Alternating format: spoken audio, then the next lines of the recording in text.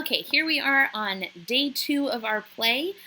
We are now in the afternoon. This is scene 6, and we are at Friar Lawrence's cell. Remember what's supposed to happen in the afternoon at Friar Lawrence's cell?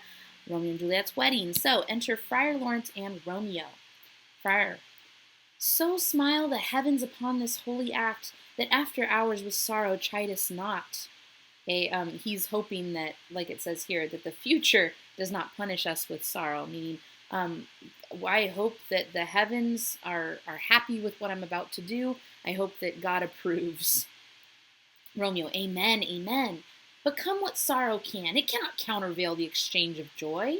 Meaning sorrow has nothing against joy. That one short minute gives me in her sight. Do thou but close our hands with holy words, then love-devouring death do what he dare. It is enough I may call her mine. Some irony here again, some dramatic irony, because he challenges death. He says, love-devouring death do what he dare.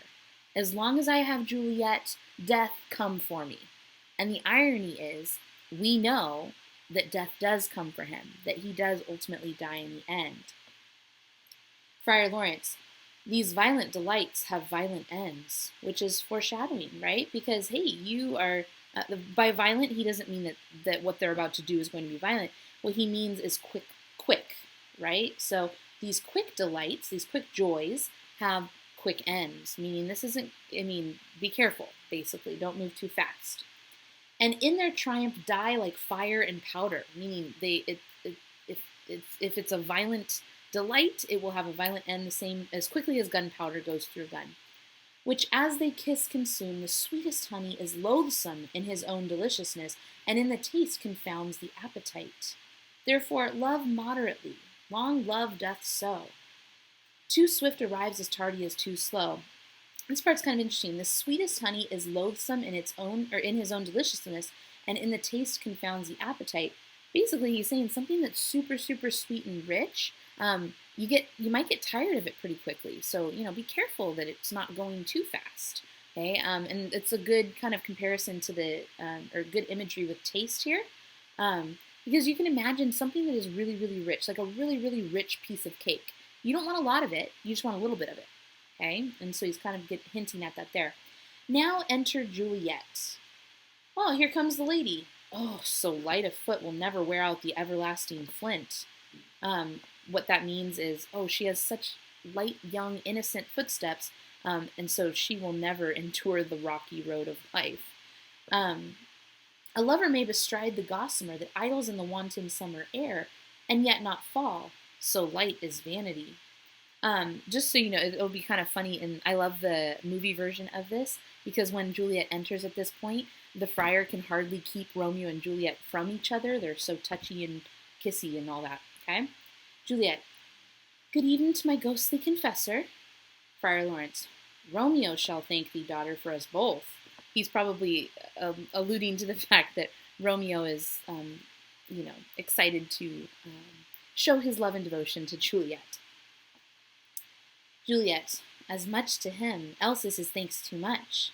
Romeo: ah, Juliet, if the measure of thy joy be heaped like mine, and that thy skill be more to blazon it, then sweeten with thy breath this neighbor air, and let rich music's tongue unfold the imagined happiness that both receive in either by this dear encounter.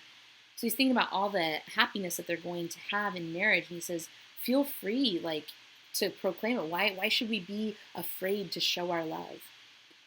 Juliet: conceit, more rich in matter than in words, brags of his substance, not of ornament.